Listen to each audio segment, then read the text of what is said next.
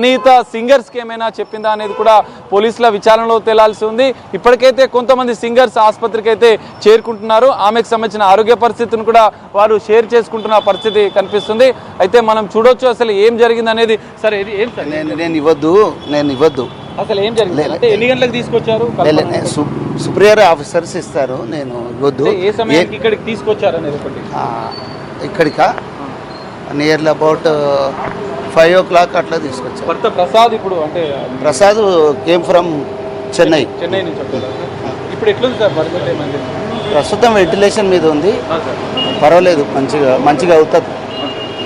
ఎందుకు అనేది మనకు తెలిసిందా సార్? జస్ట్ రీజన్ ఆమె రీఫ్రెష్ కొరకు ఏదో ట్యాబ్లెట్లు వాడుతుందంట, సోలిఫ్రెష్ అనే ట్యాబ్లెట్స్ అని తెలిసింది. ఇంకా ఇన్వెస్టిగేషన్ సారీ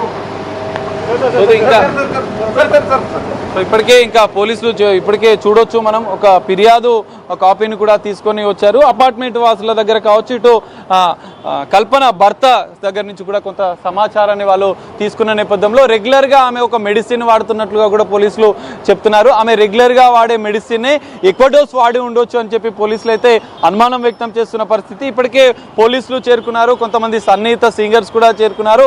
భర్త ప్రసాద్ ద్వారా కూడా కొంత పోలీసులు సమాచారం అందుకున్న నేపథ్యంలో ఆమె రెగ్యులర్గా తీసుకునే మెడిసిన్ ఓవర్ డోస్గా ఏమైనా తీసుకుందా అనేది కూడా పోలీసుల దర్యాప్తులో తెలియదు. ప్రాథమికంగా అయితే పోలీసులు ఇటు భర్త ఇచ్చిన స్టేట్మెంట్తో పాటుగా ఇటు మిగతా ఆమెకు అత్యంత సన్నిహితంగా ఉండే అపార్ట్మెంట్ వాసుల ద్వారా కూడా కొంత సమాచారాన్ని పోలీసులు సేకరించారు. ప్రస్తుతం అయితే కొంత నిలకడగానే కల్పన ఆరోగ్యం ఉన్నట్లుగా కూడా కొద్దిసేపటి క్రితం మనకు పోలీసులు చెప్తున్న పరిస్థితి. మరి ఆరోగ్యానికి సంబంధించినటువంటి కల్పన ఆరోగ్యానికి సంబంధించిన హెల్త్ బులెటిన్ కూడా ఇటు వైద్యులు మరికొద్దిసేపట్లో విడుదల చేసే అవకాశం ఉంది. ఆమె ఆరోగ్య పరిస్థితి ఏ విధంగా ఉంది, ఆమె ఆత్మహత్య యత్నం చేసుకోవడానికి కూడా ప్రధాన కారణాలు కూడా మరికొద్దిసేపట్లో పోలీసులు వెల్లడించే అవకాశం కూడా కనిపిస్తుంది. Lucky right. మరి సాగర్, ఇప్పటికే మనం చూసుకున్నట్లయితే అక్కడ ఎటువంటి పరిస్థితి ఉందో మీరు క్లియర్గా చూపించారు. కాకపోతే ఇప్పుడు ప్రస్తుతం వాళ్ళ హస్బెండ్ ఏమన్నా పోలీసులో దగ్గర ఉన్నారా, లేదంటే ఇంకా ఎవరన్నా పోలీస్ కస్టడీలో ఎవరన్నా కల్పనకు సంబంధించిన వాళ్ళు ఉన్నారా, లేదంటే వాళ్ళ కుటుంబ సభ్యులు ఇంకా ఎవరన్నా వస్తున్నారా హాస్పిటల్ దగ్గరికి?